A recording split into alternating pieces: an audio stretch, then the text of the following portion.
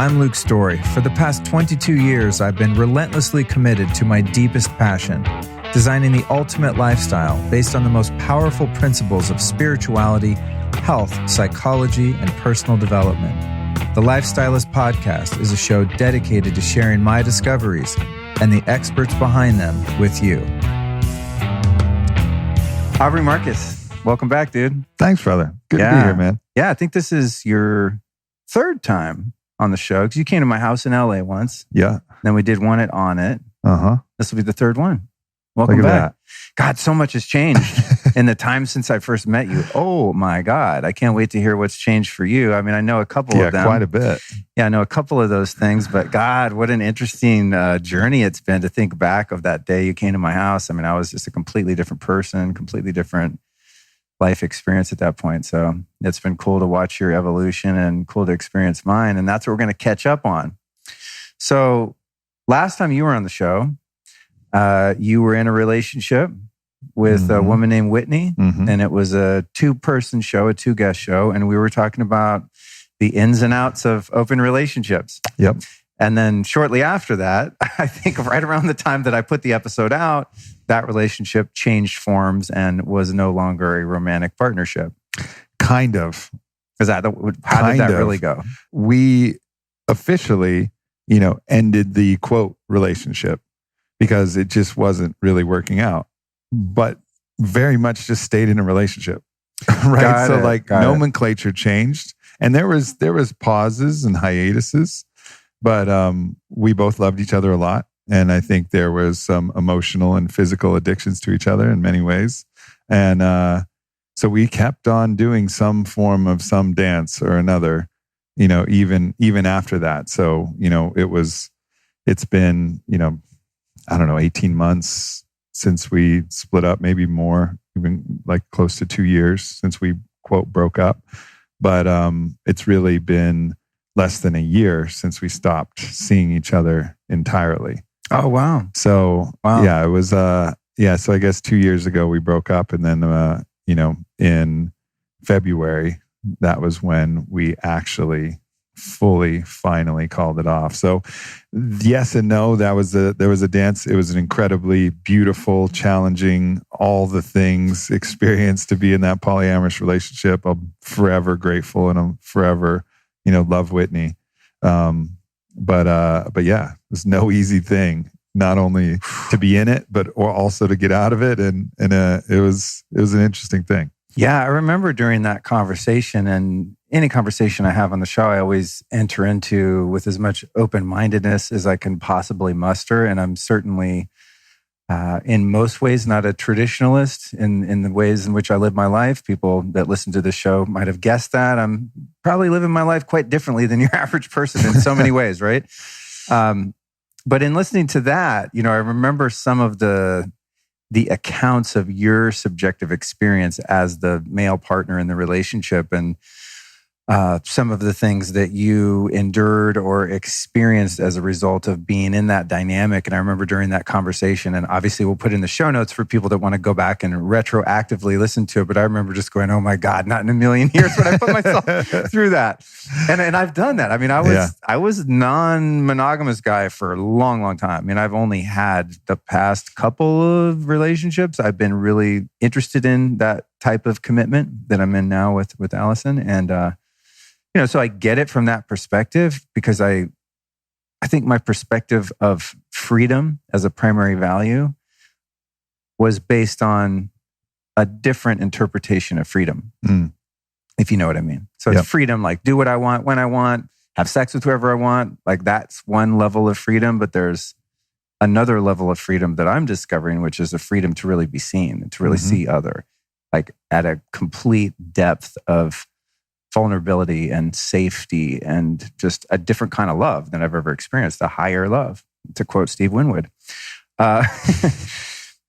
In terms of the relationship that you're in now, is there ever a part of you that thinks, I wish I could go back and try it this other way? Or are you finding that same kind of inner freedom where, I don't know, for me, it's almost like a sigh of relief, just like, I don't have to worry about any of this complicated shit. I can just like focus my love on one person and just completely be enraptured by that. What's your experience like with all that? Well, to catch people up, so I got married to an amazing woman who I've really been in love with for a long time. And she just, I feel like if I had a lotto ticket and it had 100 numbers on it and it was a 100-number lottery, I just got 100 out of 100. I mean, it's the most implausible, beautiful thing that I could possibly imagine. She's very special. She is. She's I'm going to incredible. my experience of her in a little bit. Sure. Yeah, for sure. So that happened this year, and it's been, the greatest blessing of my life, no doubt. That said, you asked the question, is there some part of you that still thinks like, oh yeah, polyamory would be interesting, or I'm still interested in that? And I would say, yes, there's some small part of me, and I can, let you guess which small part of me that is that still feels that, right? Hopefully not too small, in fairness. Indeed. So at that, of course, there's some carnal excitement about novelty and carnal desires when you see somebody beautiful. It's not like I recognize beauty and my own, attraction to other ceases entirely. But it's that there's a conscious knowing and a conscious choice that I'm not interested in pursuing that. That's not something that I have any desire to actually pursue. One, because I know the road that goes, and I could not even bear it with Vailana to follow that road, nor would I want to put her through it. I've been there, I've done that, and what we have is so beautiful. It's the cost of trying to pursue that would so greatly outweigh the benefit, that it's not even a question. So I know that it's a conscious choice, and it's a conscious choice that I willingly and gladly make. It's not a restriction or an impingement on my freedom. It's a choice, and it's a choice I make with a fucking smile, and it's an informed choice, and I think if I hadn't tried polyamory, I'm sure over time, perhaps that feeling will even grow, where I'll desire novelty even more. But no matter how much it grows, it will never reach the point where the benefit of that would outweigh the cost, because I know the cost. I've lived it. I've been there. And I'm so grateful that I have that knowledge, because I might wonder, I might get into the philosophical idea, which drew me into polyamory in the first place, of, love and freedom. The sun does not, judge which one deserves its warmth and which one doesn't. The sun just shines, and that's the way of love. And that's why polyamory makes the most sense. We should be free to love. No one should be anyone's pleasure dealer. Pleasure is universal. Like, I actually believe all those things. I think that's all true. However, we're human beings, and human beings are not perfect divine beings. We are, and we're also messy and grubby humans, we're both, and it's both beautiful. And in the totality, it's all perfect. But to disregard the humanness and just, spiritually bypass to our divine nature, it doesn't make any sense. So, now that I really understand the landscape fully, my choice is pure and true and unshakable, because I really feel like I know what I'm choosing, and it's so worth it. Yeah, it's I think a common experience for many of us that have read Sex at Dawn, Ethical Slut. Yeah, right? for sure. It's like anyone I know that read those books is like, oh God, I've been doing this all wrong. You could just do whatever you want. We're animals, And I'm not discounting, or judging anyone that still chooses that life way, because God knows I did it for a long time, and it was completely unavailable to anything other than that for a number of reasons. But I think that in my experience, it's been, I don't know, it's almost like it's happened to me. You know what I mean? The transition from that other perspective of freedom, and in terms of the value that I placed on sexuality in general, it's just so much different now. And it wasn't a different that I did. It wasn't like I pulled myself up from my bootstraps and was like, you know what, Luke, you're 48. It's time to grow up. It's just like all of a sudden, that wasn't all of a sudden. There were a few interactions I had that were of the casual nature. And I would be in the middle of it going like, I don't actually like this. What's happening to me? And it's a bit jarring when, for my whole adult life since 1986 to whenever this was a few years ago, this started to kind of get dismantled for me. It was really weird. And I thought, wrong person, try another one, Right.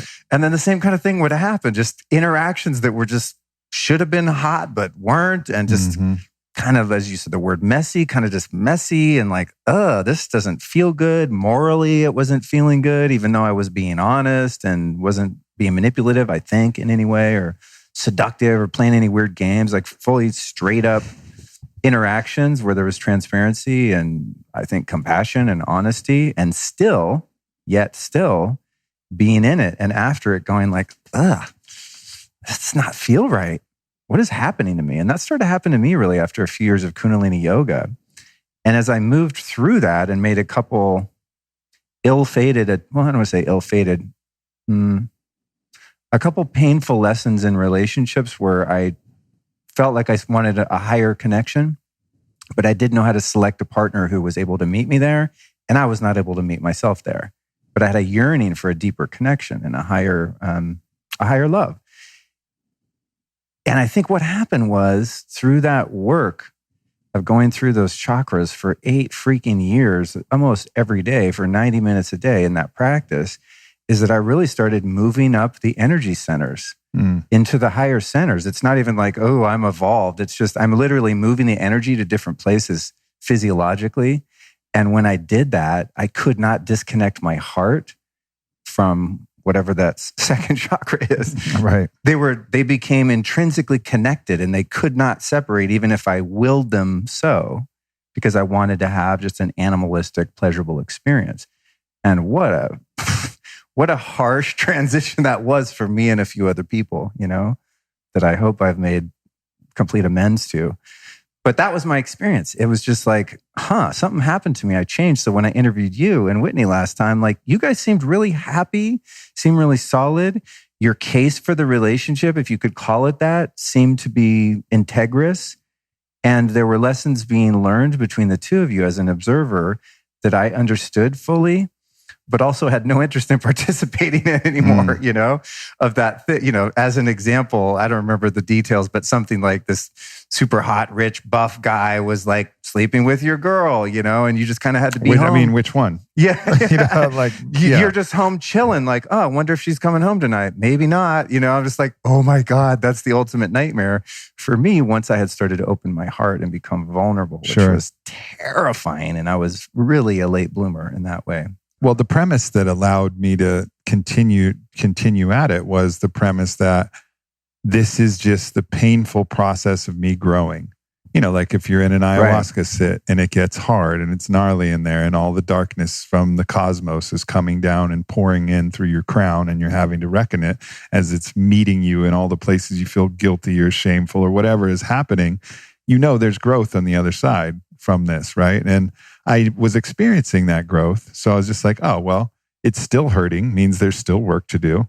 And, I'm just going to stick at it. So, whatever the challenge the next guy brings, okay, Whitney's, deeply in love with this guy, or this guy's really aggressive, or this guy's manipulating her and there's nothing I can do about it. And all of the horrors that I've had to, face was just another opportunity for me to show up a different way, find that, deeper, grounded, unconditional love and support and allyship, and still, maintain vulnerability in the blistering pain. Like there was always a growth edge. And I still think that's, in my mind, one of the most beneficial aspects of polyamory is it's going to push you right up against your growth edge and you will grow. But ultimately, I had to realize that there are other ways to learn. There are other ways to learn besides this pain teacher.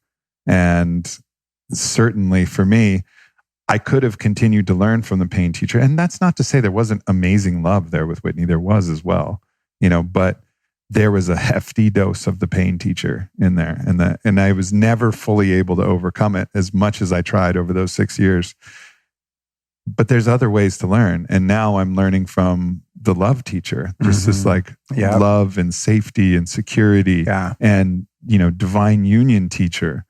And I'm learning at the pace and the lessons and in the style that I really want to learn from, to carry me to the next level. So I'm still learning, but I'm not learning through struggle and learning through pain. And I think a lot of times we have this idea that the only way for us to learn is from the pain teacher, but it's not. So true. God, that's beautiful, man. Thank you for that reflection. I relate to that so deeply. in my relationship now.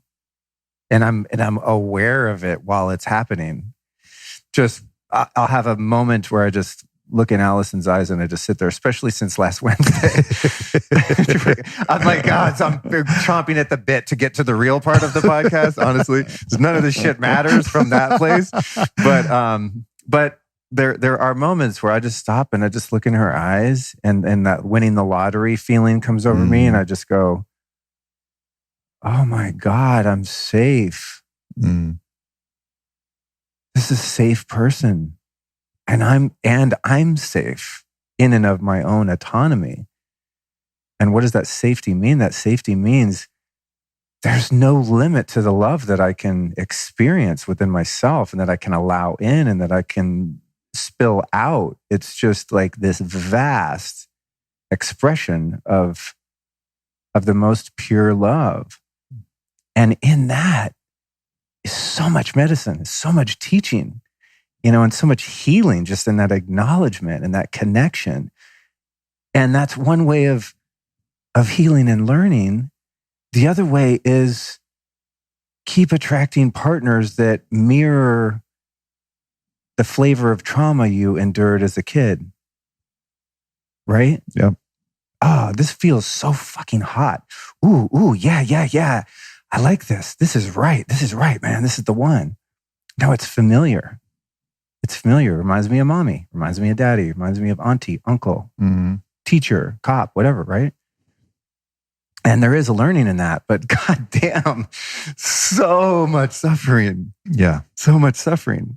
That said, I don't think, I guess that I wouldn't be able to have the learning that I just described in that more divine type of learning had I not really beat the other piñata to death. You know what I mean? I wonder. That's a question, right? Because both of us have learned so much from that. And I think most people here. And when we do have pain, the choice to make that a teacher, the choice to alchemize it into growth is always the right choice. However, from a philosophical standpoint, is it necessary to learn through that mirroring process, through going and re-experiencing the pain so that you can see the pain that you have? Maybe. I think typically it has been, but I just wonder, I wonder if, perhaps Vailana and I had gotten together earlier, 10 years ago, and all the things that I learned from pain in the last 10 years, maybe I would have been able to learn them the other way, reverse engineer them from love. I wonder if that's possible. Right. And I think I mentioned that because I think a lot of us have this bias towards, well, the pain is productive, and we almost welcome it because those of us on the path of growth want to grow more than anything, and we're willing to endure the pain, and that's part of the warrior spirit. And I think that's all great.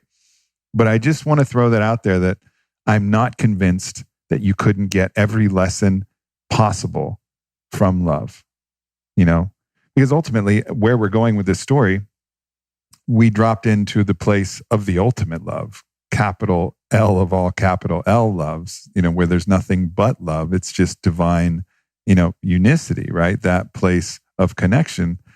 And look at everything. And not that there wasn't pain as we tried to assimilate that and that there wasn't other things that come up, but that in and of itself is such a teacher. MDMA has been such a teacher for so many people in healing their trauma in that way rather than other different ways. So I just think that there's many ways to do it. And I don't think we should limit ourselves to thinking it has to be hard. Because if we have that story, we'll find the things that are hard. We'll self-select for the hard path. And you're welcome to it. We've done it and, we've done all right with it. And there is some grit that comes and there's some benefits of choosing that. But I just want to open that up to people that perhaps love can ultimately teach you everything you need. That's a powerful distinction. And I'd like to think so too. I'm reflecting on that as you're describing that as an alternative. And it's the thought that came to mind was what's given me, I believe, or so I think, a lot of my depth and my ability to really relate with people on a heart level and just an immense well of empathy and compassion is all of the suffering that I've experienced. But perhaps in what you're saying, there's an even shorter way to that end goal, which is like, what if we just went straight to the compassion and the depth and the love, right? And the empathy, because love obviously is inclusive of all of that. And so if we explore ways to get to the end goal, which of course is what we're describing, not being in love with a person, but being in love in and of itself, that perhaps it is an old idea and an old paradigm that we have to suffer in order to get there. Yeah. Like think about like my early recovery when I first got sober, and it is what it is. I can't go back in time. I'm grateful it all worked out the way it worked out. But I mean, Jesus Christ, dude, if you just put me in an ayahuasca ceremony at 30 days or something, I mean, I honestly, and you don't know, you can never know, but I feel like I could have saved myself years and years and years of pain, of trying to medicate my trauma in other ways that eventually ended up being almost and sometimes as destructive as the drug habit. It's just like, if I could have just gotten to love and gotten to that deep level of healing, so much of that meandering and all of the sloppiness and the damage done to other people along the way could have just been like, whoosh. But it's what it is, I think that's the paradigm we're entering now, where we're starting to see that all the old constructs are up for review. It doesn't mean that we need to discard them, but when you look at what's happening in the psychedelic medicine space in particular, let's take the MAP studies on MDMA treatment for PTSD. They're showing that they're curing 2 out of 3 treatment-resistant cases of PTSD in phase 2, phase 3 clinical trials with legalization imminent. It's fast-tracked by the FDA. So what they're showing is these are treatment-resistant people who are typically on 10 to 12 different pharmaceutical interventions and have no hope of recovery. It's treatment-resistant. Nothing is working. And they're having 3 sessions. 2 out of every 3 of them are not only treating their trauma, they're curing it. And in the follow-up studies and the follow-up analysis, it keeps getting better. There's a trauma score, and the trauma score keeps going down. It's already below threshold where it even qualifies as trauma, but even years later, it goes down even more. So how many years have they been on this pharmaceutical cocktail trying to manage these symptoms, trying to deal with the struggle? And then they go through their 3 MDMA-assisted psychotherapy sessions, and they're cured, at least 2 out of every 3 of them. And that's just a new paradigm. It's a brand new paradigm. And I think that idea can be applied to everything. Like, there is ways that we don't have to suffer along the same path that we used to. Like, these quantum leaps are available. And just to keep a keen eye out for that and be like, I wonder if this is an old story about how to do it and whether there's a new story. Yeah. And I think people like Joe Dispenza are another way that they're providing that new story, where you're just putting yourself and signaling to the body the emotional reality of the place you want to be in your health and your finance and your emotion, whatever you want to be. You live in that way, and then it magnetically attracts that reality from an epigenetic, signaling and cellular and cosmic way. You end up creating that reality by your attraction to being in that reality in your emotional state. And like, that's a paradigm shifting, quantum leap to the old way, which is matter moving matter. And he talks about that all the time. It's slow for matter to move matter, but when you can use, thought and belief to move matter, which is not up for debate, it certainly does. It's the placebo and nocebo effect that we all know so well. When you can get to that place, then things can happen fast. And that's really exciting to think about. Like, man, nothing that we thought was a hard boundary, maybe not nothing, but a lot of the things we thought were a hard boundary may not be hard boundaries anymore. There may be ways to just cut straight to it. Oh man, that's so good. There's so many different threads there that I want to unravel. Speaking of Joe Dispenza, when I got back in his work in the past couple of years, I'd kind of forgotten about that movie, What the Bleep Do We Know? You remember that? Yeah. It was this documentary, we'll put it in the show notes, basically about quantum physics, just kind of like making quantum physics accessible as a personal development spiritual tool. And I remember seeing that movie, and Joe was one of the people in it when he was quite a bit younger. And I remember seeing that going, yes, and it's too far off. Like this the ability to operate in the way that's being described in that. It's like there wasn't a part of me that said, no, that's bullshit. That's not true. It was just like, man, we're really far from that, as a species and interpersonally. I mean, my own relationship to that was like, I get it and it rings true intuitively, but man, give me 50 years. And now it's so funny because I'm assuming if people like us went and watched that movie, we'd be like, duh. Right. This is like, this is like 101 shit, man. We've gone way beyond this, right? Mm-hmm. And of course, Joe's work has, grown immensely and affected so many people, including me, and sounds like you. But that, I think we really are on the brink of something so miraculous. And especially with the, popularity, for lack of a better word, of these plant medicine and psychedelic experiences. Of course, it's a slippery slope. We'll get into that. But I mean, I am just like floored at how much my life has changed in the past couple of years, man. Mm-hmm. And it's not just because I took a certain molecule into my bloodstream. It's also the framework of all the boots on the ground hard work that I did for all of those years, honestly, to be able to intuitively understand integration and application of the downloads. It's not just like, oh, well, that was fun. Yeah. Back to being an asshole. It's like, what was that thing I didn't want to look at? Let's look at it now, and really, really getting in there in a fun way though, right? Like have fun with the trauma, have fun with the pain, have fun with the tears, have fun with the shadow. Like, ooh, yeah. Let's go in this. Let's go in. Ooh, it's kind of scary. Let's go, But we really are now, I think, emerging as this, David Hawkins used to call the conscious human, what did he call it? It wasn't Homo sapiens because we already had that. Homo spiritus, I think, was this term that he used for this emerging consciousness and this bump in evolution that we seem to be having. And this is where guys like you and I can kind of embrace our animal nature and go, yeah, I'm still kind of a dumbass human. And I'm also infinite, and I'm also God, and I'm also infinite potentiality of expression, of consciousness, and of self.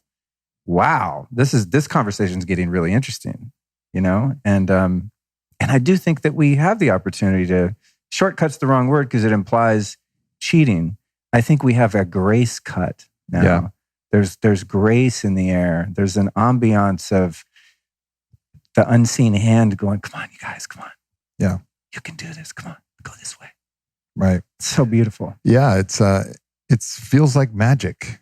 It feels like in that scene in Game of Thrones when the dragons were birthed back into Westeros and then everybody's magic came online. The wizards who could make a small flame with their fingers can now juggle fireballs, right? That was like, there's this acceleration that's happened, and it seems to be allowing us to move faster than we have before in any time in history from a spiritual standpoint.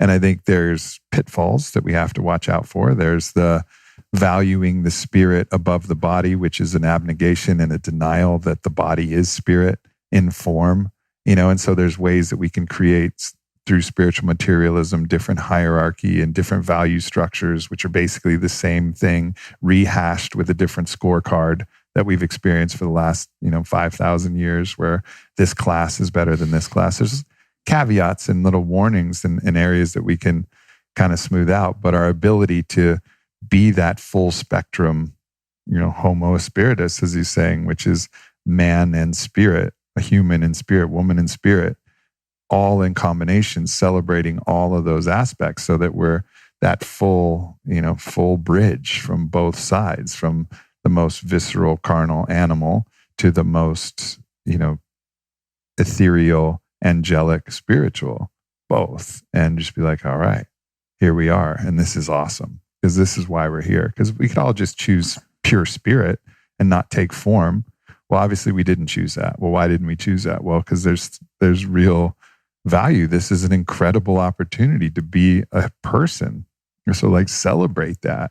And celebrate your spiritual side, because both are true and both are what we chose, at least in my worldview. Yeah, I think this is something really healthy that's now coming to light a bit in the, for lack of a better term, what could be called the biohacking community, which a lot of the stuff I do is in that space, I guess. As much as reluctant as I am about it, as you got some insight into the other day. to me, like all this shit is just kind of novelty. It's just fun toys to play with and things to do and see what you can do with your body. And, it's like learning how to work on your car, and becoming an expert self-mechanic kind of. But I think a lot of people in the beginning of that, and maybe people that are newer to physical optimization and stuff, get caught up in the low-hanging fruit and sort of the illusion that if I just get fit enough or anti-aging enough or biohacked enough, then I'm going to have this sense of purpose and fulfillment, right? Like if my HRV scores are right, shit, right? My blood work's on point, then I'm going to be at that end goal, which is isness and being okay with your isness. So that's like the extreme of that, of just going full in, all physical being. And then what you were alluding to, I think, I experienced a lot in my early days of spirituality with some of the, the meditation teachers that were super out of shape and just kind of ate shitty food and didn't look vibrant or vital and didn't have that like prana happening, but were very wise and very still and very spiritual, truly.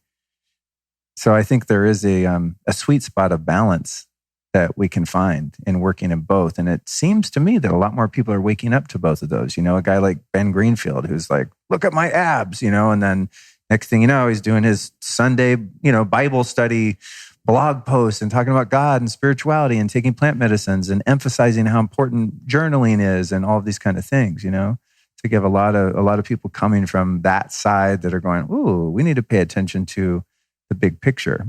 Yeah, Dorian Yates, talking about ayahuasca, Mike Tyson talking about Bufo, 5-MeO DMT everywhere he goes, right? I want to sit with that.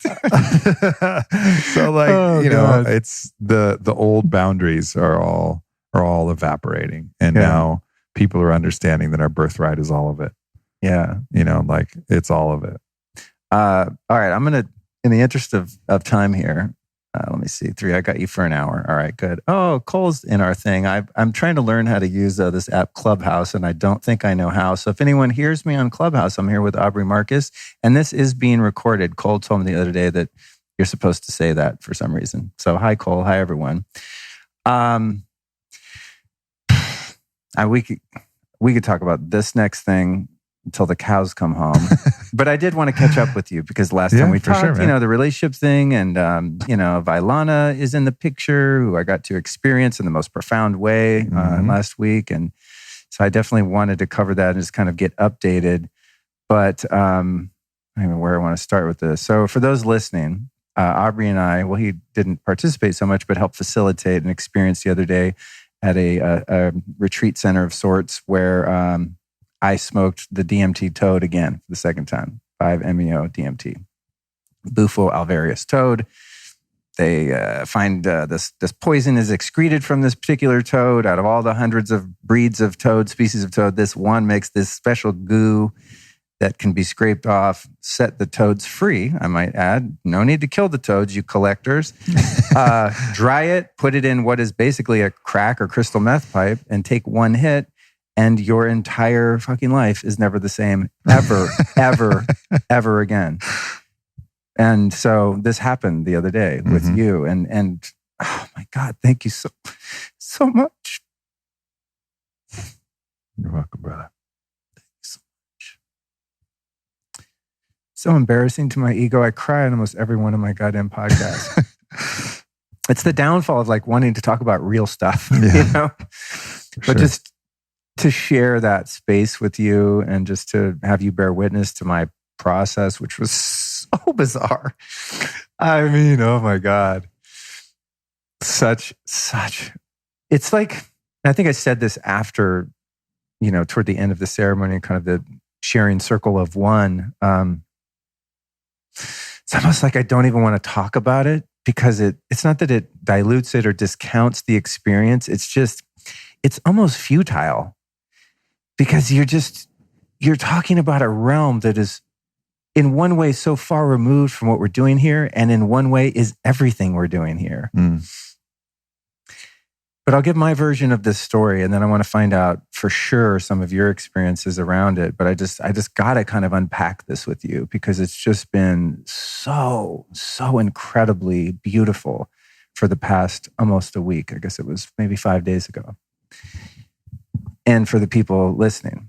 Before I do this, I would like to preface, in case I forget later, I do not recommend these experiences for all people at all times. It is something you have to be called to educate yourself, to properly vet, setting, people that are serving, the whole thing, man. We're getting into like some, what could be very wonky territory if not done extremely mindfully. Yeah. And I have a friend who got pretty overzealous with the experiences and is having a really hard time coming back. No doubt. And he's a beautiful and talented and extremely intelligent guy who's a fully integrated human. This is not like a wacko that like took too much acid and got more wacky. This is a regular guy like you and me. Took a couple kind of sketchy turns and is having a tough time. So have to say that. Yet, I have to be honest. I don't have to do anything, but I choose to be honest. And in that experience and in the integration of that, which is full on, by the way, nonstop ever since, it's hard for me to fathom that there are human beings out amongst us right now that will live an entire lifetime and not have that experience. Yeah. It's really difficult for me to get my head around that and accept that that is not karmically everyone's opportunity.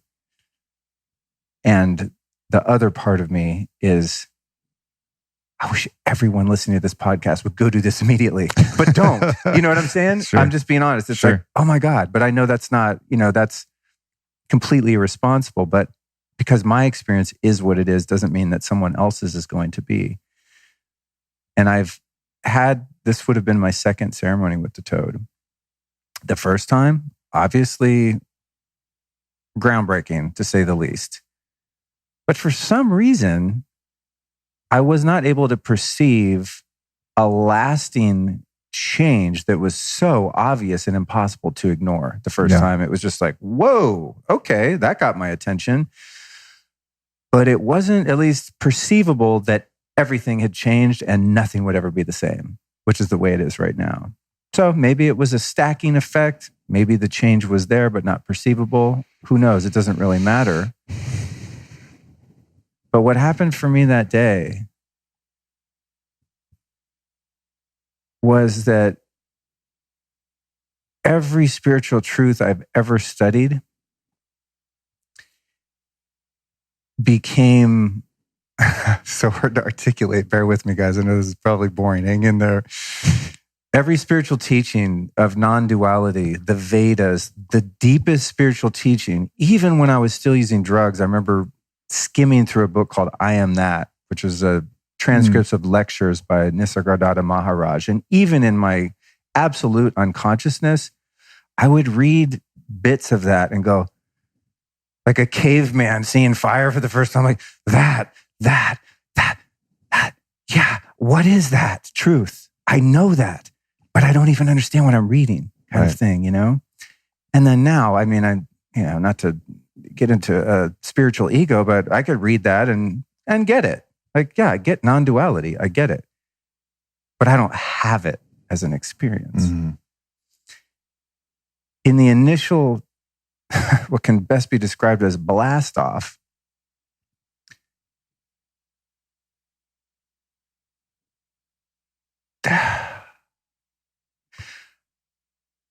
I understood the meaning of God, the purpose of God, why God does what God does. The fabric of undivided, sublime consciousness and love with no single point of individuality, no witness observing the experience, no participant in the experience, subjectively. I'm gone, not dead, not in my soul form. I'm no longer individual in any way whatsoever. Complete obliteration of lowercase s self. Yeah. And yet, in coming out of that, in the integration, remember is not the right word, but I'm still there. Yeah. Even though I'm here. if I wasn't there to experience the absolute, allness, everythingness, how do I know it happened? That's the unexplainable. I just know. Even though I wasn't there. There was no one to be there. Then, this is where it got really, really weird. I started having what could only be described as a bad trip. As I came out and became individuated again as what seemed like the observer witness consciousness part of me. And then it was as though I was asked to take a stroll down over in this direction over here to the right. Like, let's look at this. And then some part of me, and I want to hear if you remember what I said out loud, because I'm not sure, but it was just this feeling of not fear. It was just a knowing of, I'm not ready to look at that. And I believe that's what I said, at least inside, is I said, too soon. I'm not ready. I'm not ready. Yeah, that's exactly what you said. I'm not ready. No. And then I said, no, I'm out. Hard stop. This is hard stop. Abort mission. I took my eye mask off, got up and was just like, no, I can't go there. And then I was in this bad trip. I mean, which is, you can tell me how long in linear time, I'm so curious. But in the span of however long that was, out of coming out of that state of just absolute sublime God consciousness, where I was in the fabric of that consciousness, not in an individual expression of it, but just the allness of it, as I started to gain a little bit more of me coming back, and I was asked to look at that thing, and I said, no, what happened was I had a dream inside the dream where I had announced I was like the most famous person in the world, basically, like the most exaggerated self-perception, super important person. And I was live streaming that whole thing in that space where we were. And I was telling everyone how awesome it is to do these medicines, and And then I took it and the whole world was watching. And then I was in a bad trip. And I was like, I fucked up. Why did I take this? And then I watched my whole public persona and career just completely implode. I was the laughing stock of the whole world. So it was like this egocentric nightmare of what the ego's worst nightmare would be, probably worse than dying in the physical sense, of still being alive and just being completely ostracized by every living being on the planet. And then thinking about my fiance, Allison, and her always kind of, she's the voice of reason with this stuff, kind of like, are you really being called? Okay, babe, we talk about this stuff because I'm pretty hardcore and dumb sometimes. And I saw her and she was like, scratching, just going, oh God, here he goes. And I was like, I'm so sorry, babe, you were right. And then Vailana was there singing when I opened my eyes. And when I was still in the dream within the dream, she was looking at me with this like pity. She was like, oh, sweetie, you just ruined your fucking life. I'm so sorry. And she was kind of dancing, or not dancing, but kind of just swaying and singing. And she was like, oh, poor baby, you just totally fucked yourself. And then I think maybe, I don't know, the words she was saying or singing, something shifted. And then I looked in her eye and the universe was there. And God was just in her eye, and I just stayed with her eye, man. Yeah. And it was just, I was enraptured by God and laid back, and then had other things happen that were just amazing and beautiful and, that. But I remember being in that dream within the dream kind of, and there was also this part of me that was like embarrassed because I wasn't more gangster in the experience. Because I didn't take medicines until I was 22 years sober. Like, I can look at some shit, there's really nothing that I'm consciously aware of that I won't go headfirst into and face. Sexual abuse as a kid, abandonment, whatever, man. I'm like, okay, God, you want You're going to give me the courage to look at this and really face it and feel it? Okay, I trust you. I trust God, I think. And I was like, oh my God, I just failed my journey. I said no. I said no to God, who wanted to take me somewhere that felt important. And what is so interesting in the integration, and I'm sorry for hogging up the show here, you're the guest and all, but I don't know, this is just what's happening. Yeah. And we'll have plenty of time, hopefully, for your take on this and your own experiences. But it was it's just so deep, man. It's so fucking deep. I can't even believe I'm talking about it on a podcast. It's almost like I'm having a bad trip right now. I'm like, am I actually great? This is actually going to go out into the world. I can't sing and look in your eyes like Bailana, but it's fucking going great. So what was really interesting to me was coming out of the experience. Of course, it ended, all was well. I was like, ha, ha, ha, I was having a dream within the dream. I'm fine. I'm safe. Everything's cool, and it was beautiful. But I was nagged by that. What was it that I said no to? What the fuck was that? I don't say no to anything when it comes to surrender. And, without intellectualizing it, I just kept going back into the field during meditation and creating a space to allow whatever that was that I was not ready to face come into my awareness. Not in a forceful way, but just, I'm here for it. If anyone in the room wants to, show me, now I'm definitely willing to look at it, because it took me out of the experience. It kind of created a real pattern interrupt that was not fun. Like having your whole ego death in the middle of the most beautiful ego death. And I don't remember what it was, but I've really searched inside to see what it could have been. And everything seems so easy and superficial for me that comes to mind. The only thing that I can intuit that it might have been was that I was given the opportunity to see and experience having never been and never going to be. Complete non-existence. There's no soul, there's no spirit of Luke, there's no incarnations of Luke, there's no karma of Luke, there's no me, there never was. You do not exist on any level. The ultimate, what I guess you could minimize and reduce to death, right? I'm like, what else would I not be able to face? That's gotta be it. And if, in fact, that is it, the cosmic irony and the hilarity of that is that's what just had happened. Yeah. When I took the goddamn hit. It had already happened and I lived to tell the tale. So It was as if I went into the space of oneness and unity and non-existence, no existence ever, never will be, never was, as an individual point of consciousness, came out of that, and the ego was like, oh, hell no. We're not going to consider non-existence, and then fought and took me into this really weird, writhing, trying to escape from a really powerful psychedelic experience moment, to come out of it going, wow, isn't that funny that it kind of was late to the party, coming in after the shit had already happened. I already had surrendered to God and into consciousness.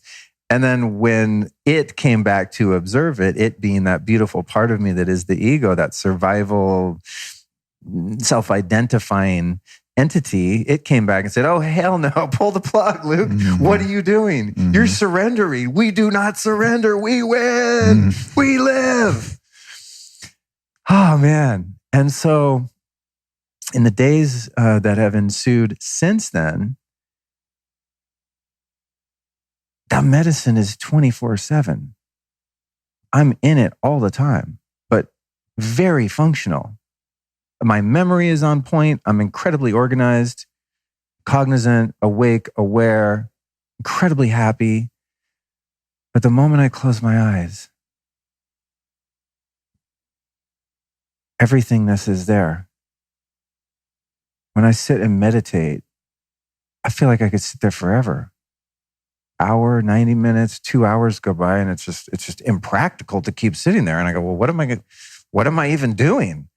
It's just the stillness, the emptiness, the quiet of my mind. I mean, every once in a while, my mind goes quiet without thoughts for a millisecond or two. Game I like to play is, what's the next thought going to be? And sometimes there's a little gap that's a perceivable gap where it's emptiness. Man, I'm having long gaps. Yeah. Where there, again, it's not a me there even experiencing it. It's not like meditation. Oh, I'm witnessing my thoughts. I'm watching the clouds go by. I'm watching the grasshoppers grass in the wheat field. No, there's not even an experiencer there for some periods of time. And I come back and go, was I here? No, I wasn't here. The witness wasn't here. And that's also not the point to being in a body, because we are here and there's things to do here.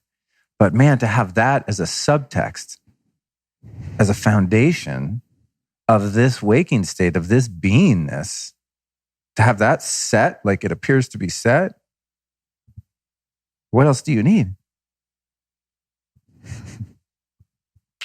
Case closed. Case closed.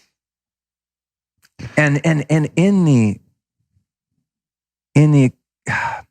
I could read books about non-duality. Being in non-duality shows you the purpose of duality. So I come back and it's like, looking at politics on Twitter and whatever shit, like going into full duality. It's like, oh yeah, this is fun. God created this to experience itself, because I know that you have no experience of a self when it's allness and everythingness. I've experienced my own being of God as no experiencer. So God, damn it, if I was God, I would most certainly produce substrates of reality, of good, bad, evil, dark, light, blah, blah, blah, in order to have an experience of myself. Because when it's allness, there's nothing to experience and there's no one to experience it. What you're describing, it really reminds me of a Toltec philosophy, which talks about controlled folly. And when you have that blistering awareness of what non-duality is and what oneness is, and this overwhelming feeling of divinity, which is within us always, then when you look at duality, you have the awareness to say, yes, this is folly, but I'm in control of this folly in the way that I perceive it. My own awareness is my control. It's not that I'm trying to control reality, but my control is the awareness that this is play, that this is for funsies. Right. So let's enjoy this and let's help everybody else enjoy it too, because I know home, capital H home, I know it. And fuck, that feels good too, and so that, and to say feel good is the biggest, minimization and euphemism of what that feeling is. It's the most overwhelming sensation you could possibly ever imagine.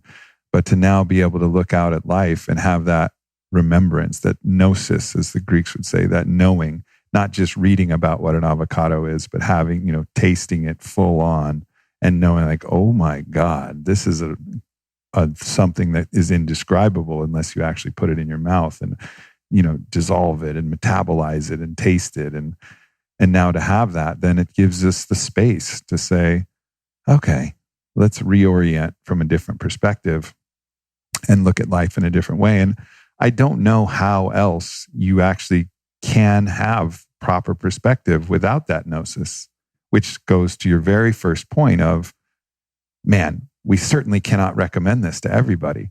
However, if you really want to know the perspective of God, you have to feel what God feels like and be what God is to actually even be able to conceptualize that perspective in a way that even makes sense. And so and I don't recommend this to everybody, is it's not sensible to do that. Not everybody's ready. And as you said, the calling and everything needs to be there. But at the same time, it's almost like if you don't experience this, it's really impossible to really know what that thing is. So then, which then leads you to the same exact feeling that you had, which is like, yes, and like, God, like I really want everybody to experience this, because it changes everything forever, because the ultimate point of perspective has been established. And you understand that. It doesn't mean that you won't forget a million times. We talked about this before the podcast, forget all the time. But you can also remember at any point when things get gnarly, at any point when you're too lost in your own polarity, too lost in your own struggle, in your own shadow, you can just pause and remember and go back to that perspective and just realize it's all okay. Everything is okay. No matter how bad this feels right now, everything is okay because I remember home. and I'm held by that home. It's a part of me, and I'm a part of it, and it's inexorable. And so that, that is the great gift of this medicine. When you first, how many times have you done Toad at this point, you think? Well, that's an interesting way to look at it, because like you, I had done Toad prior to meeting with the group, which was led by an indigenous man who was trained as a medicine man by the Seri tribe. And that's a tribe down in Mexico that cultivates the Toad medicine from the Sonoran Desert down there. And before I worked with him and his, top apprentice shaman, who's actually a doctor from New York, and it's a whole team. Yeah, and, they were amazing. Yeah, incredible. Amazing. Absolutely incredible. So my experiences before were similar, but very different. And similar in that I was able to reach that space, but like you, it didn't have, I was aware of it and I understood it. And that was life-changing and paradigm shifting in and of itself.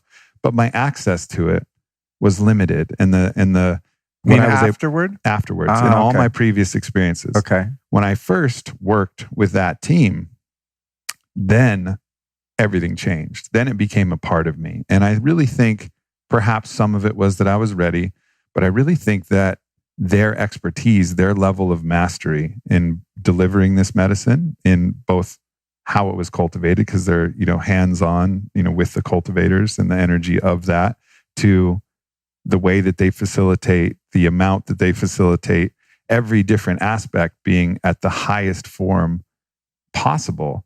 It just creates a different experience that allows you to have access, and allowed me to have access to it in a different level, similar to what you're describing. So I'd had, Bufo probably 4 times before. I think the 5th time was with them.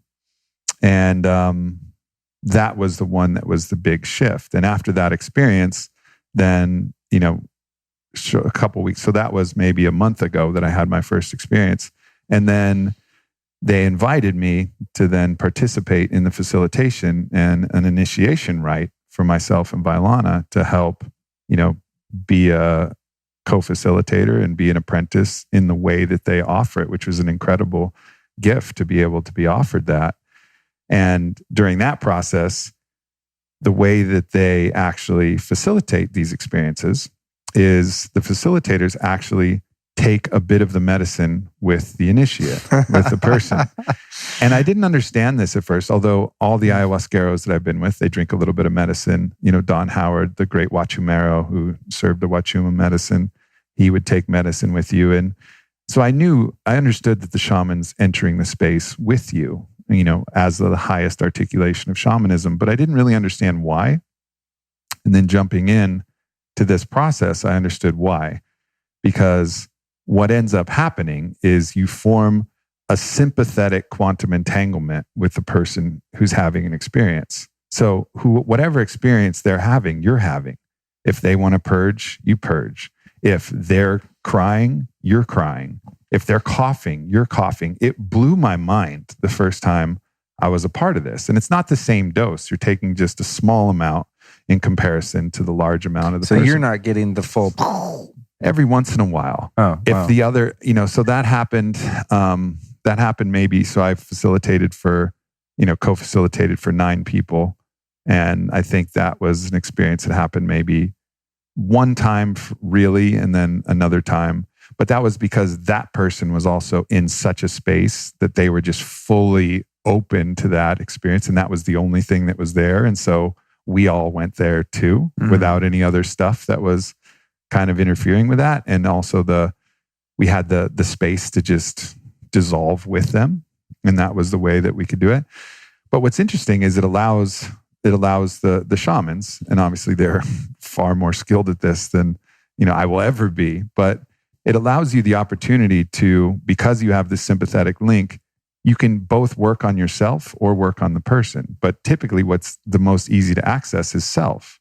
So if you feel like you need to purge it because they need to purge, your act of purging is going to help them. And I felt that from their side. Like as they went through this and actually dealt with the stuff that I was going through, I could feel it helping me. Just as I was moving through this other stuff, I could feel it helping the people there. So If someone was anxious, I could calm myself because I would be anxious. If I was confused, I would find the grounding chords to understand things because they were confused. Like there was all of these ways that by working on self, you could affect, the whole collective that was there. So it was really, really beautiful. It's the longest way ever to answer the question since, so my 5th experience with this team. Since then, because we facilitated for 9 people, that's 9 more. Plus I had, my own journeys on the other side. So there was probably another 11 or so, that weekend. So now I've done it quite a few times in the teens somewhere. And I really feel like I understand that medicine space. But it wasn't until I really worked with that crew that I got that really breakthrough experience in the fact that I could take it with me wherever I go from there on forward. For real. I mean, I've been meditating for over 20 years in one form or another. And I mean, like I said, every day I kind of wake up going, it's probably gone now. It's going to be normal again. I love to meditate. I don't judge my meditation. I'm not like, ooh, it's not a good meditation. I come from the Vedic meditation school, and I've done a lot of different things. But one thing I really got from Vedic was there's no bad meditation. Like sometimes you have busy mind, great, that was a great meditation. Sometimes you have still mind, same thing, right? Mm-hmm. But obviously, I prefer the vastness of that space, the expansive type of meditation, and every day I'm kind of shocked that I still have the capacity to just drop in. And it's like, I can't wait to take a shower so I can go meditate. I mean, I'm just like, it's all I want to do. It's incredible. It's just, oh my Lord. So I can give a perspective particularly to your experience because I was there with you. Wow. It wasn't like I was observing you. I was there with you, which is one of the things that when we came out and we had our little walkabout, I was in so much gratitude for you because so much of what you were processing was things that I could help, I needed help processing too. And I was processing them with you.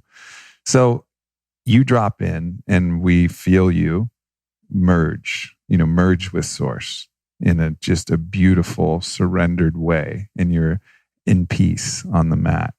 And then at that point, if you actually, doing a brain scan, your default mode network is completely offline. That thing that powers the ego that says, I am not everything, I am self, which is the ego.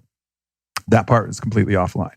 And so we're all there in this deeply peaceful state. And that's not always the case. I facilitated for 9. I've watched other people go through different experiences. Sometimes right off the bat, it's resistance really? The whole way. How could you resist that? It's so powerful, man. I mean, there's like, even if you, dude, no, just kidding. Even if you're like, all right, I'm about to take a hit of the shit.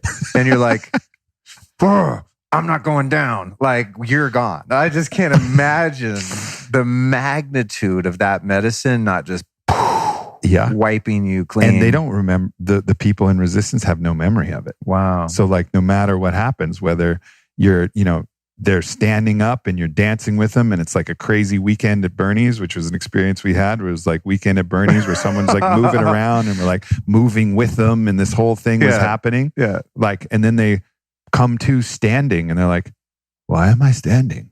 You're like, you just had a nice dance with the medicine. Yeah. Meanwhile, it was fucking chaos for 20 minutes. In my first sit, someone was very, very physical like that. A smaller girl. Yeah, really getting squirrely. And I had not had mine yet. And I was like, oh shit, what's happening here, man? And talking, saying crazy shit, like acting super weird.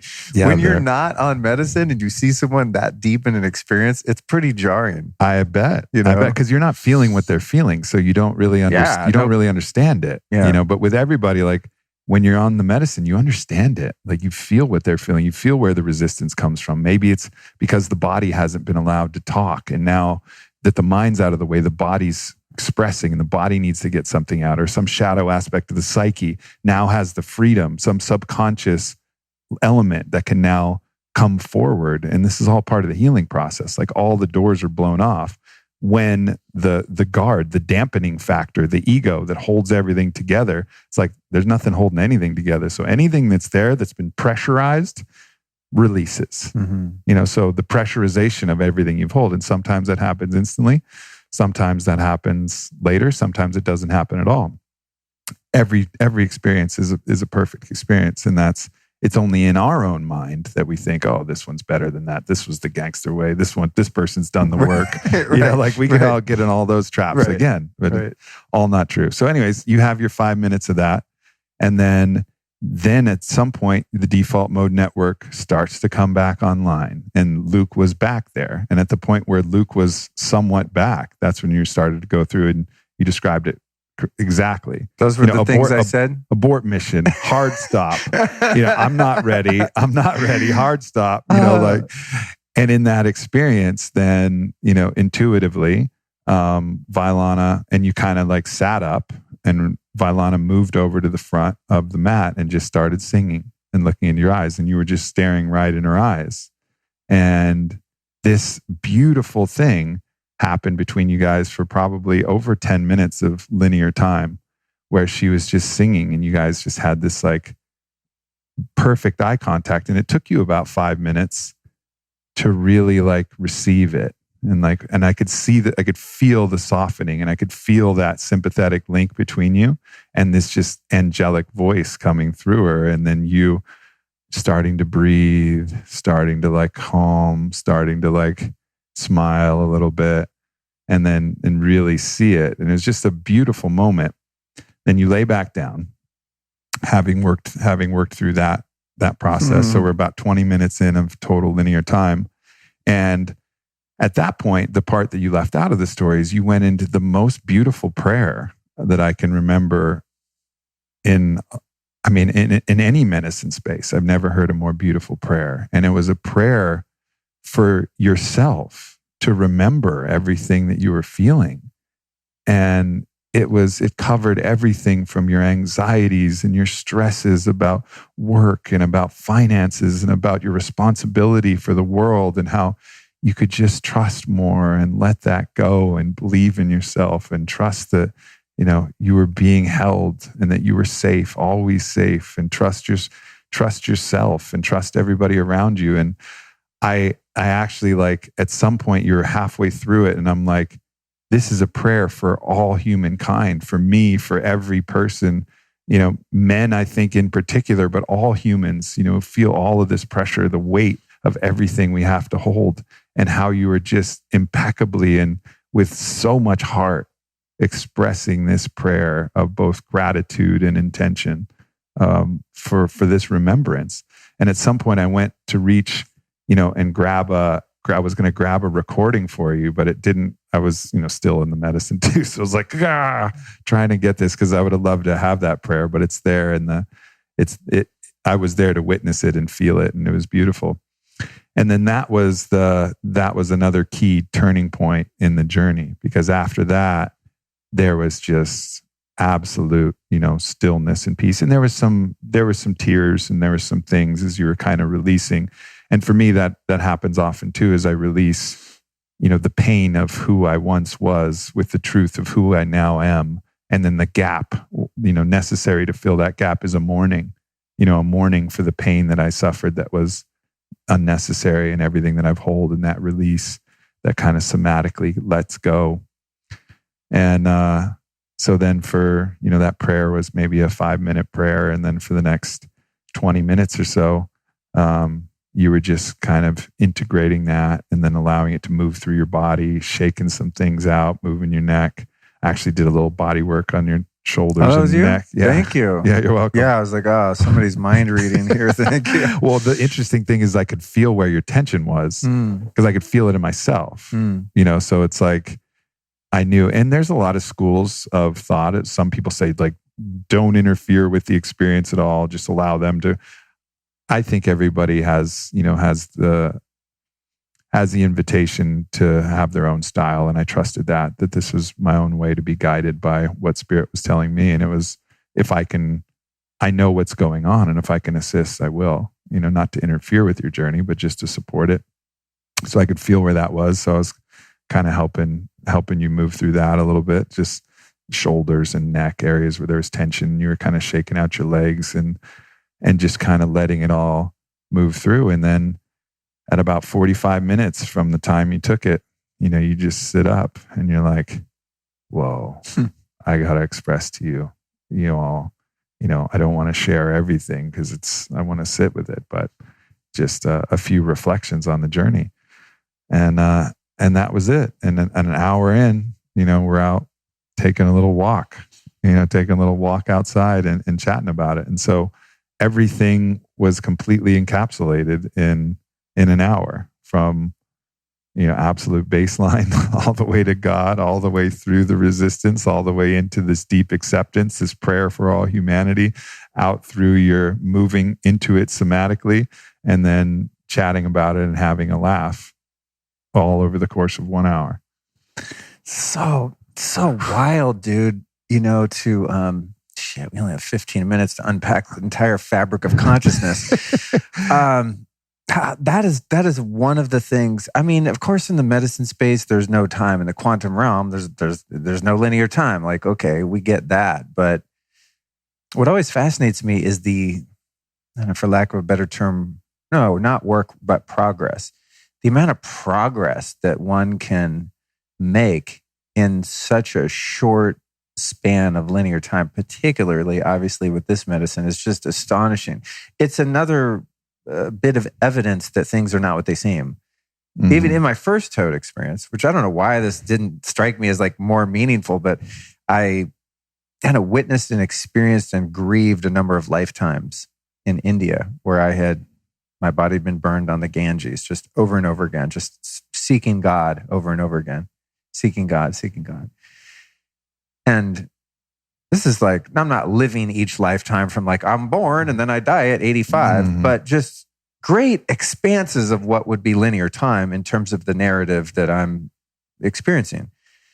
And that's probably happening in 2 minutes of that experience, or the part that, I don't even want to call it a bad trip. Let's just call it the totally psychotic part of this particular experience that I went through with you. I mean, you said, and I think one of the other facilitators was like, yeah, that was probably about 2 minutes that you were doing that shit, or 5 minutes, whatever it was. I'm like, dude, when I was in that experience, it was going on and on and on. And like everyone was laughing at me on social media. And I was on the cover of magazines as the biggest joke.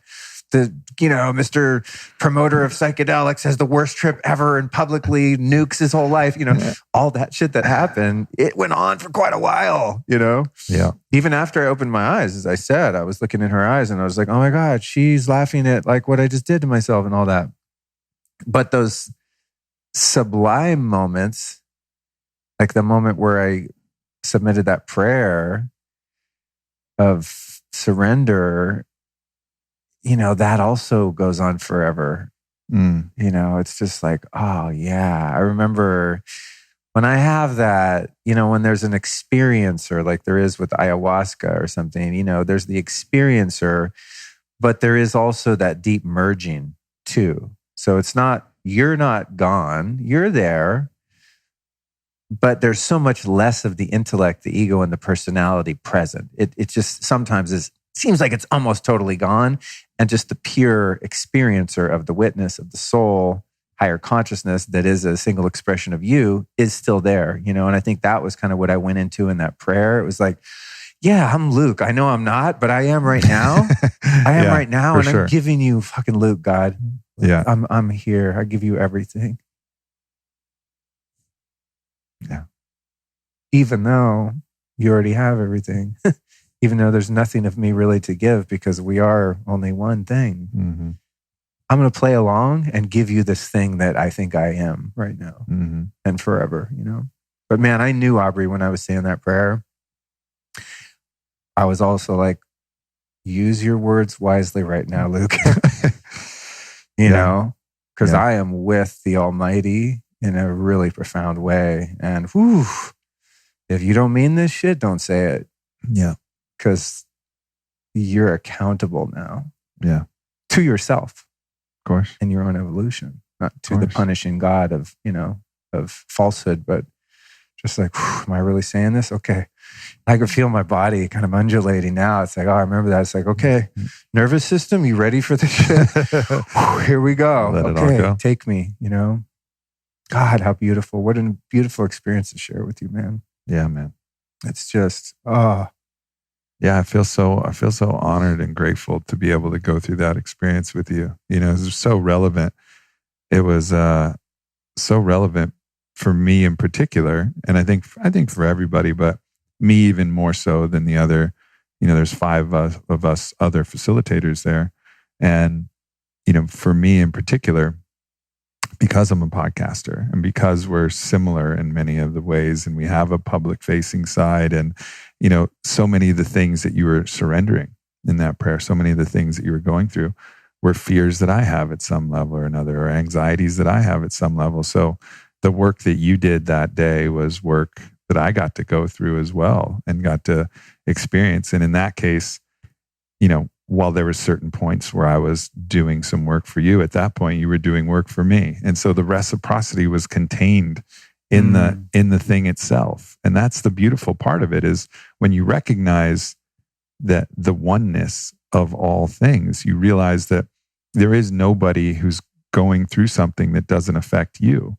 Like, anybody's growth is your growth. Your growth is anybody's growth. Like, it's all into the collective. And in this case, it just becomes very visceral because you can feel it directly one for one.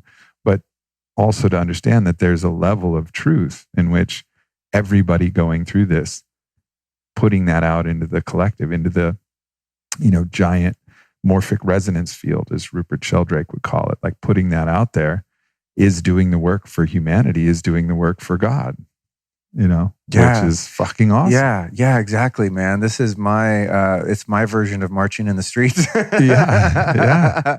It's like, lifting the tide so that perhaps all boats might float a little higher, which, there's a cop-out element to that too. Like, I'm just going to work on myself and get more spiritual and raise my consciousness, and that's how I serve.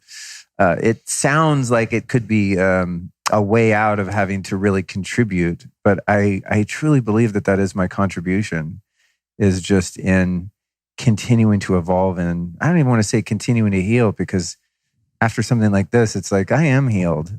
Sometimes you just forget that. Yeah, it's remembering and healing.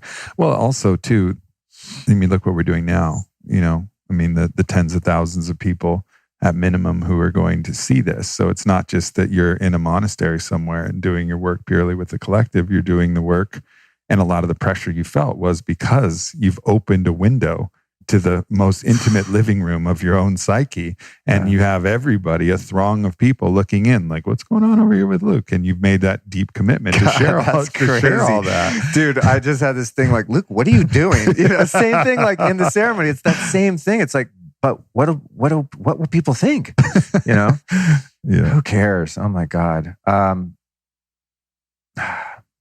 In closing, all right, I got you for 6 minutes. I'm guessing some people are going to listen to this conversation, and maybe a couple of them are thinking, what the hell are these guys talking about? This makes no sense. But I think most people that dial into my show are about this life, right? Like, for real. The people that I've met at my workshops and things, like, they're all in. They're going for the long game, and it's so beautiful to keep that kind of holy company. But I do get feedback from people that are like, wow, God, I live in Kansas, and like, I don't know anyone into this stuff. Like, they're not in our circles, and they want to explore these kind of things. And I'm always kind of pressed for how to point someone in the right direction, especially due to the legality of these things too. Oftentimes you have to go out of the country because of the legal implications and risks. And even if you're doing it in country and it's illegal, no one's going to tell you who they did it with and where it was. And it's just murky. But I also don't want to exclude people from the experience. So with this particular medicine, what do you think might be a starting point if someone wants to explore the idea or the sense that they might be called to start to study up, to learn, and then further at some point, perhaps have this type of experience if it's appropriate for them and they have determined within their sovereignty that it is so. And what that looks like to me is getting a text from you recently, hey, heads up, this thing's going on. Ding, ding, ding, ding, ding, ding, ding, ding, ding. Clear yes. Yeah. Slept on it. Talked to my wise partner about it. Meditated on it. Prayed on it. Check back in. Ding, ding, ding. Go, go, go. You're doing this. Yeah. That's it. You know? So I think we have to let go of this linear pattern of how we get things done as in the typical masculine archetype. And of course, men and women can tap into this masculine archetype, which is it's all about doing. It's about this domino leads to this domino leads to this domino. And while cause and effect is a real thing, there's something more metaphysical and more in the chaos of, the quantum feminine, the void, the pregnant void of all possibilities that's happening here. And so I don't have a place where people can go and research and, but with this knowledge, and if you start to open up to that intention, you'll start naturally gravitating to more people who've experienced this, who've embodied this understanding, who've worked with the medicine. And you'll just start listening. You'll start intuitively starting to associate with some different types of people. Some different friends will come into your life, people that you might not have noticed that in, or who might have casually mentioned it, and you might have just not paid attention. Once you set that intention, you'll start to notice it. You'll start to pay attention. You'll start to gravitate towards it. And then inevitably that person or that person who introduces you to this person will then at some point say, hey, this thing is happening. And then that will be your opportunity to feel in, just like you did, and say, is this a yes or is this a no?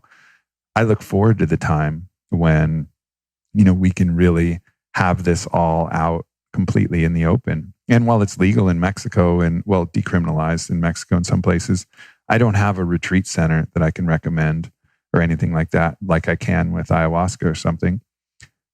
So the way now is to just open yourself up energetically to this and start to find yourself in these conversations and find yourself amongst the groups that are starting to do this work, and trust that just as much as you're seeking that, it's seeking you.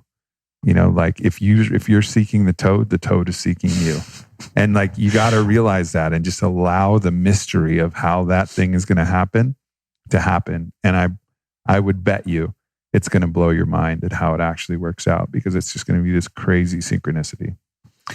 I think in closing, perhaps the most profound thing about all of this is that God decided by design to put this particular molecule in the poison excretion of one goddamn toad on planet Earth. I mean, I know there's forms of DMT and other things, but as far as I understand, this particular molecule is only present in this toad, right? Otherwise, it's a synthetic. In this pure concentration, yes. Yeah. There are some plants that have a little bit of it. There's a snuff called Vilca that has some, but it's mixed with other things. So you don't get the same experience. You get a different version, a different flavor with a little bit of toppings of this experience. This is like, God, I wish please, consciousness, send me a great metaphor here.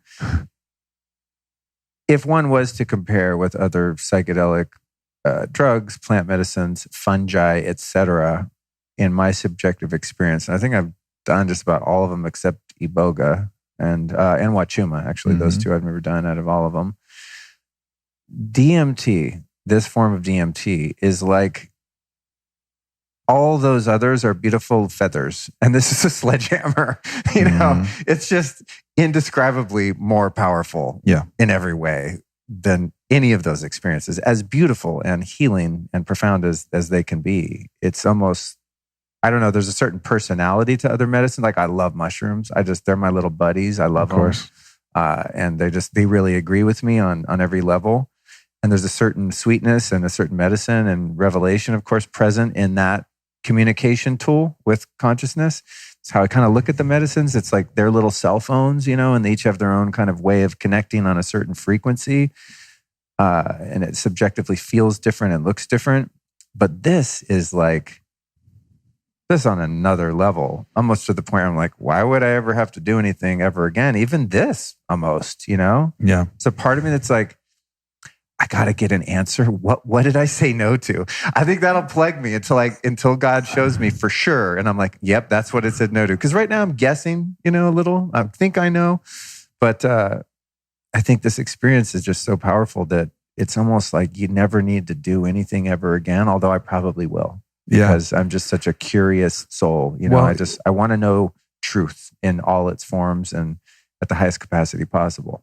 all these medicines are bridges. They're bridges to an alternate reality, alternate realities of consciousness. And while every medicine is a bridge, and sometimes the bridge is there, Iboga, the bridge is there for 24 hours. It's a long duration of that bridge, and you're traveling back and forth on that bridge, getting all the wisdom from Dr. Iboga, as they call it. Ayahuasca, 4 to 8 hours, really. Sometimes it lasts longer for people. Mushrooms, usually about 5 hours at the higher end. LSD is, definitely longer than that, about 8. So everything at Wachuma is more like 10. Everything has a duration and a different access point to different typical realities. Doesn't mean that as you're crossing over other realities, different ones can pop in and different things can come through. This is the only one that's doesn't feel like a bridge. It feels like the other side of the ultimate bridge, the capital B bridge that bridges between you and God. It collapses like that space-time continuum where space-time bend and one point becomes the other point, like a superposition. It's just like, and the rest of the bridge is missing. So it's now you have the fixed point of consciousness, that point of oneness, all the way back to where there is no differentiation. Imagine it like that point of the Big Bang where everything is just blistering white potential before it explodes into the universe. Like you're at that one point, that one frozen moment right before it all differentiates. And so this is that essential way to get back to that. But all of the other medicines, then they provide you the way to fill in, they can help you fill in all of the dimensions in between you and this one point. And so that's kind of how I look at it, is that while you could, ultimately by knowing this fixed point, maybe not even need to fill in the rest, or, just choose not to, and you would be totally fine knowing this point and knowing where you are. I think that the other medicines really can help fill in with that, colored pencils of all of the other, elements of psyche and the subconscious and your emotional state and other interactions with other beings that are differentiated at, higher levels, in different aggregations of awareness that have come through these different archetypal beings that you might encounter, realms of the angels or realms of darker forces, which are still teachers in a way that are holding polarity. So yeah, well, this gives you that fixed point. Everything else is the fill in the blanks. Wow, beautifully said. That's a really profound articulation and a great way, unfortunately, to end our episode here. Well, we've done 3, so what's 4? Yeah. We can come back. I know.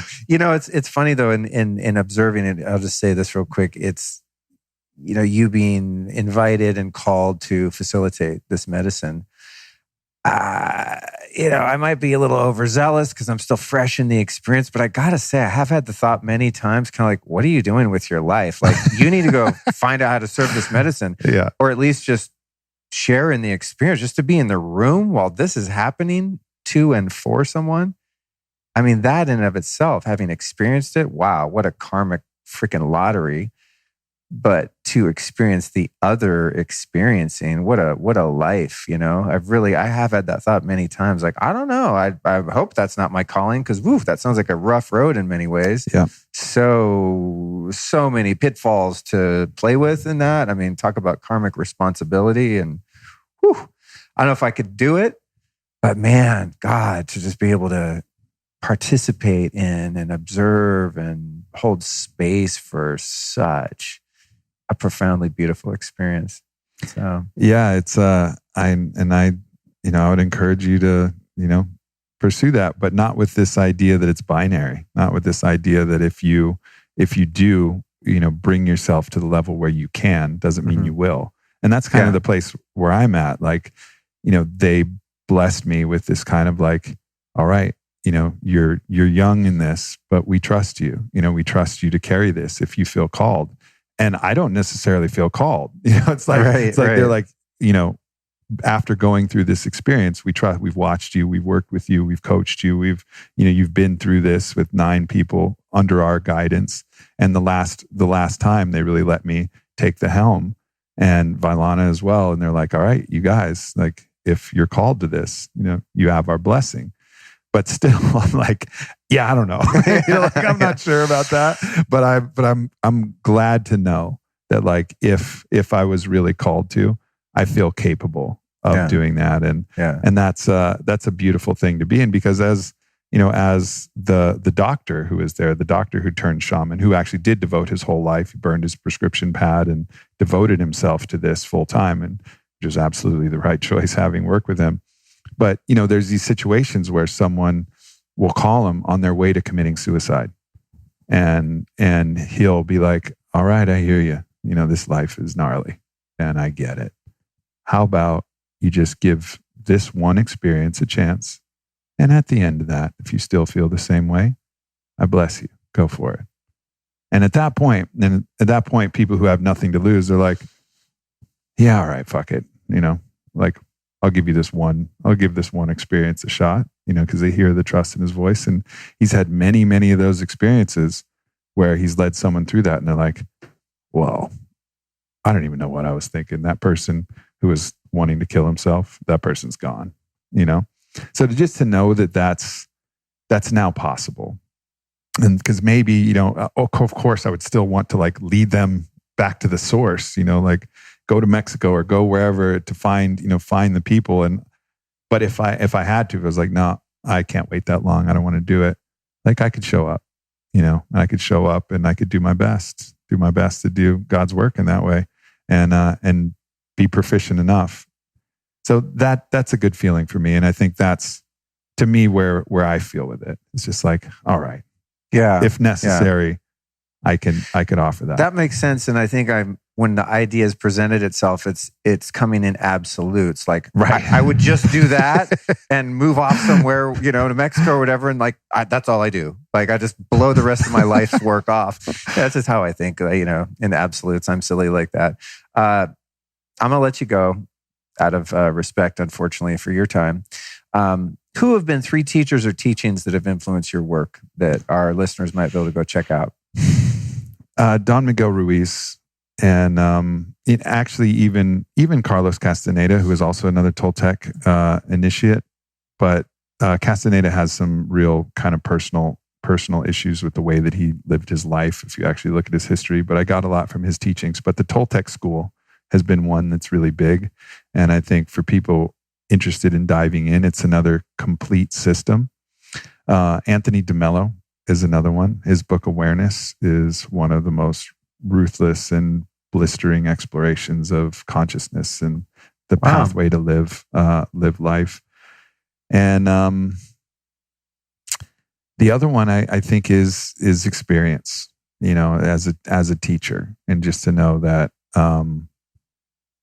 that whatever that is, and whether that's ecstatic dance practice, meditation practice, plant medicine practice, breathwork practice, cold practice, like, find the ways that's the ultimate teacher. But if I was going to give 2 other ones, I would say check into what the Toltecs were into, because not a lot of people have gone to the depth to really understand that it is a complete system. And then Anthony DeMello is another one. Cool. Thank you, man. Yeah, sure. That book and his name have popped up a lot. I gotta look into that. Mm-hmm. What about websites? Fit for Service. Yeah. AubreyMarcus.com. Aubrey Marcus on Instagram. Give people a little taste of Fit for Service, because I'm not even totally clear about what you do. I just see some stuff on Instagram. I'm like, whoa, dude, Homeboy put together a very cool program, community. Yeah, it's honestly, I put a ton of pressure on myself to always do more and, always be contributing in the maximum way possible. And I had the idea come to me when I was sitting in a Wachuma journey with, my spiritual mentor, Don Howard, who led through that great plant medicine tradition. I went through with 20 people, 5 of which I knew, 15 of which I didn't. And we formed this incredible bond together. And I recognized that the ability to bond a group together, a community together through rites of passage was an inexplainable force. And so I had the idea, like, how to bring this forward. Now, of course, plant medicines are not a part of what Fit for Service offers, although many of the members do have their own journeys. but recognizing that if we brought a community together that was bonded by vulnerability, truth, authenticity, and led them through the great transformational rites of passage, interactions with nature, the cold, the heat, breath work practice, ecstatic dance practice, meditation practice, sound healing practice, put that all together where we were all in containers designed to bring us to our most vulnerable state and see self in other, that it would be something that was exponentially greater than the sum of its parts. And it's been 2 years now we've been running it, and it's far exceeded my idea of what was possible. So it's a group of 150 people at a time. We respect Dunbar's number of, the maximum amount that can be held in a tribe.